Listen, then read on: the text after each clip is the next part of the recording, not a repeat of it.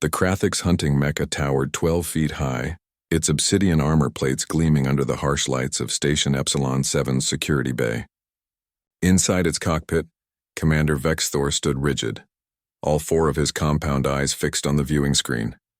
The station's entire security council had gathered to hear his report, and none of them could believe what they were hearing. "You're telling us," Security Chief Marlin said slowly, "that you, a decorated Krathix warrior piloting a Class 7 combat mecha, were incapacitated by a human beekeeper?" Vexthor's mandibles clicked in what his translator rendered as profound embarrassment. "Affirmative." It had started as a routine patrol through Sector 9's abandoned junkyard.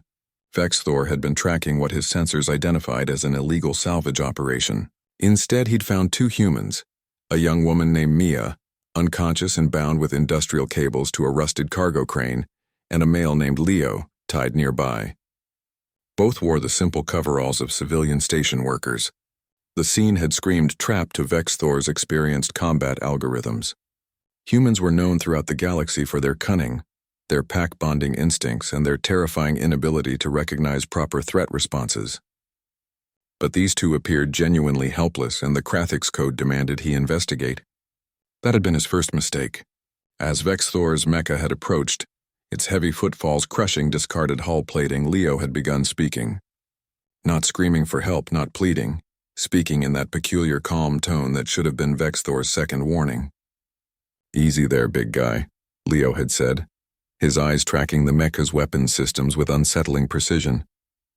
"You're gonna want to be real careful with those plasma cannons. See those yellow boxes stacked around us? Those aren't spare parts." Vexthor had zoomed his visual sensors. The containers bore faded Earth script.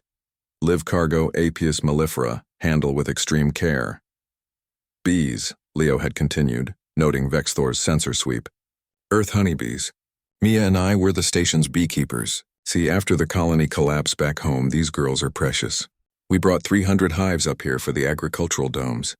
Somebody didn't like our contract renewal, decided to send a message."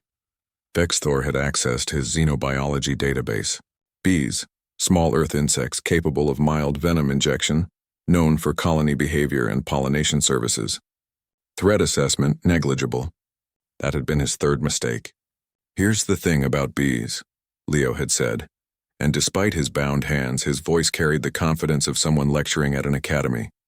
"They're peaceful unless you threaten the hive, and right now your mecha's heat signature is making them very, very nervous. See that cracked container? The one your foot is about 3 inches from?" Vexthor had frozen. Through his audio sensors, he could now detect it. A low building hum that his translator couldn't process because it wasn't language. It was 10,000 insects preparing for war. "Mia tried to stop them," Leo had continued. "The smugglers who tied us up. They were stealing our queens to sell on the black market. She got knocked out protecting the hives. Now I'm gonna need you to do exactly what I say, because if those bees swarm, your fancy armor's gonna learn something about Earth evolution." What happened next, Vexthor explained to the stunned Security Council, violated every principle of Krathix combat doctrine. A bound human gave orders, and Vexthor, veteran of 17 campaigns, had obeyed. Following Leo's precise instructions, Vexthor had used his mecha's micro-manipulators, designed for bomb disposal, to carefully free both humans without creating vibrations. Leo had then directed the warrior to slowly, incrementally back away while Leo himself approached the damaged hive container. "Watch this part," Leo had whispered into Vexthor's comm range. "This is what humans do." With hands still rope-burned from his captivity, Leo had begun to hum, not randomly, but in a low, rhythmic drone that somehow harmonized with the bee's frequency. He'd opened the cracked container with movements so fluid they seemed choreographed. And then, impossible as it seemed, he'd reached inside. Vexthor's threat indicators had screamed, but Leo had emerged with hands covered in bees, not stings. The insects crawled over his arms like living gloves as he carefully transferred them to an intact container.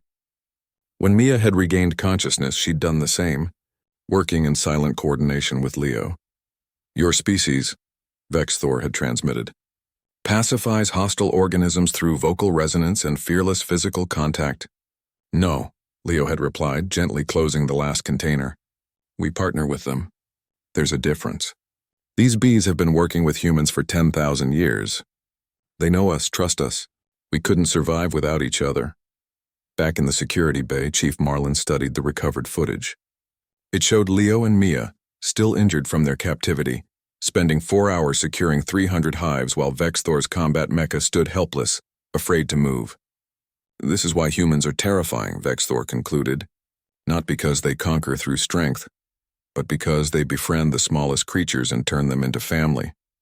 They were bound, injured, and trapped, yet they negotiated with me using insects as leverage. What kind of species evolves to weaponize friendship itself? Chief Marlin watched Mia and Leo on the screen, now being treated in the medical bay. Between them sat a small observation hive, bees moving contentedly inside. The kind, he said quietly, that the galaxy should probably stop underestimating. The Security Council murmured agreement. Somewhere on the station in the agricultural domes, 300 hives hummed peacefully, and every alien who heard Vexthor's story made a mental note: never threaten a human's small friends. They might just have an army you can't see coming,